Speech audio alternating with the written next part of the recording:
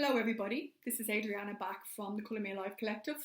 So we're now on to the next step of how to introduce self-compassion into your life.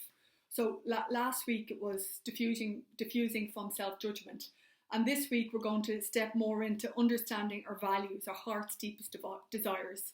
So what are your values? So what do you consider important to you? So your values could be maybe integrity, kindness, compassion, empathy towards other human beings, working hard. That could be a very important value. So this step is all about, are you working towards your values? Do you live day to day according to your values? Because that helps add to our lives.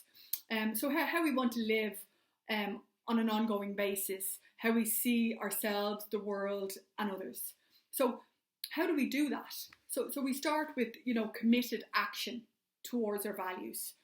What do we need to do for this to happen? So we need to live according to our values in order to feel good about ourselves and our life. So the foundation to self-compassion, as I've said before, in every religion is kindness. So showing yourself kindness as you learn these steps is the ultimate goal here. So kindness. So all practices of self can revolve around kindness. So it's kind of like the glue that holds it together. So kindness is the glue that holds it together. So how do you do it? So, your deepest desires are, what you want to live according to day in order to bring goodness into your life, that you feel good about yourself. So how do we do that? Well, we acknowledge your pain. So we act with kindness.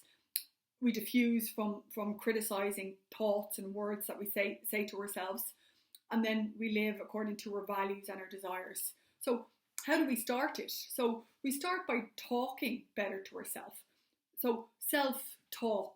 What are we saying to ourselves? So think about this for a second. So imagine you're going for a walk with yourself down the road and you turn the voice in your head to another person.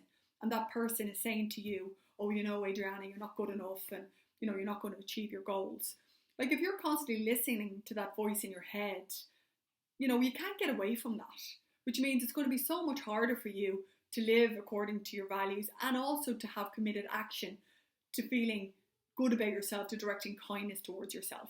So the most important thing is that you have to acknowledge what you're saying to yourself and start diffusing it, or, flip it, or reality check it. Is it real?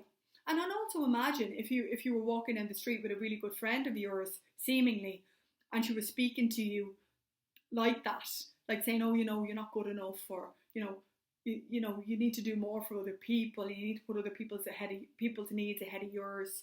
Like, and maybe, people don't really like you, and, you're not really enough, are you?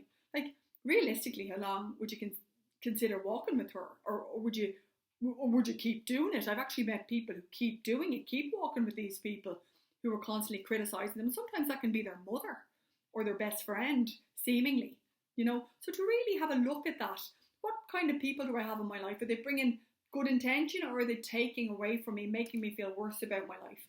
So if you want to show yourself more kindness, you have to have a look around at the environment you're in, the people you're holding company with. So how can we improve? So we can start by forgiving ourselves for past mistakes, and saying, like, all humans make mistakes, that it's normal, that nobody's perfect, that we're all, do things that we're not proud of, things that we might be ashamed to talk about. Everybody has chapters in their lives they don't want published, and that's a fact. And what I would say about that, only tell somebody those chapters that you really trust. Don't tell people that might use it against you in time. Be very, very careful who you share your deepest, darkest with, because some people can use it against you. Also, another thing that's really good, speak to a best friend, somebody that you really trust, to unload all of those things. And 9 times out of 10, they'll say, look, I've done that, and me too, and loads of people have done that. And straight away then you get understanding. Another thing I found really good was meditation, the inner child, really connecting with your inner child and building her up. Because when we're not regulated and we're out of control, it's normally the inner child who's in charge. As you know, children can be not very well regulated because they're not supposed to be, they're children. as a mother, I'm there to regulate them and tell them to go to bed and what they need to eat. Otherwise, they'd eat chocolate all day and they stay up and they do whatever they want. So if the inner child is in charge in your life, well then you're not regulated and you're out of control. So go back in meditation and see what way she is or he is, and try and regulate him and say, look, it's okay now, I'm in charge now, you can relax, I'm going to stand up for you. Because sometimes when they're angry and frustrated, it's because they don't feel that they're being heard. So listen to her, mind her, tell her that you're in charge now and it's okay, that she can sit back, and when you're going to be creative and have fun, you can bring her out. But when you have to make, decisions for your life to progress, I wouldn't really want a child making them. I want to be making them as an adult. So think of it from that context.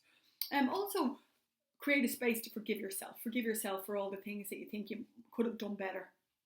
And another thing I like to do is, put my hand on my heart and send myself some love and some forgiveness and say, I send you some love. I forgive you for the mistakes you've made. And show yourself the compassion that you would show yourself a best friend. And that really helps. So think about your desires and your values, and then the committed action you're going to introduce for that to start to take shape in your life. Okay? So that's the next step, and I will see you then next week with the last couple of steps. Take care. Thank you very much.